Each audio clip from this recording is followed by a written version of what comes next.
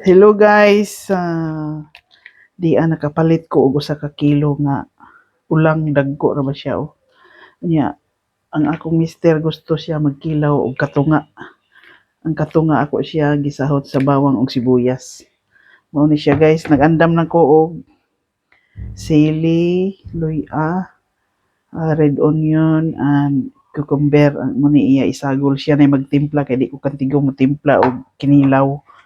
Di ako usa ni siya linisan tangtangan og mga panit nga magbilin kog katungaan ni para ako siyang igisa sa bawang.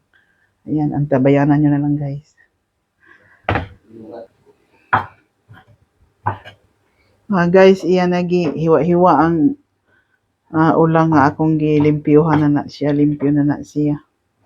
Muni siya raman po'y mukilaw.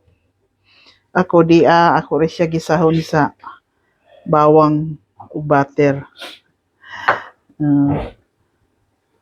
Akong ipakita niyang taod-taod o unsaon niya pagtimpla ang iyang kinilaw. Yan guys, lagyan natin ng vinegar. Pugasan natin yung ating kinilaw para mawala yung lansa. Pugasan daw muna niya. Tapos lagyan natin konti ng asin para talagang mawala yung lansa. Madulas na halo-haloin. Yan lang. Para malinis yung natin. Tapon natin. Tapon yung tubig. Yan. Okay.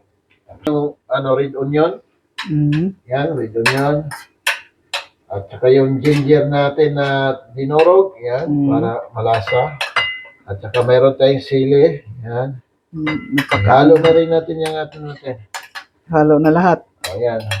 May cucumber. Cucumber yan. Tapos imikos-mikos natin guys. Imikos-mikos. Wow, sarap yan. Pero, imikos-mikos. Tapos, lagyan natin uli ng asin. Wala na lang. Dito sa kabila. Asin. Pagkatapos ng asin, lagyan natin uli ng vinegar. Yan. Yan ang tamang proseso. Sarap yan kasi. Lagyan natin ng buyong. Sandali guys. Kunting buyong. Yan. Tapos imikos-mikos ulit guys. Mikos-mikos. Yan. Sarap na yan. Yan. Mikos-mikos natin guys. Matamis-tamis yung lasa ng ulang. Yan o. Kita-kita mo. Lagyan natin konti ng black pepper. Yan. Kompleto Ricardo. Yan. Lagyan natin yung kasi natin dito. Tikman natin. Unang subo para sa tagumpay. Sakto. Sakto sa lasa. Sakto sa anghang.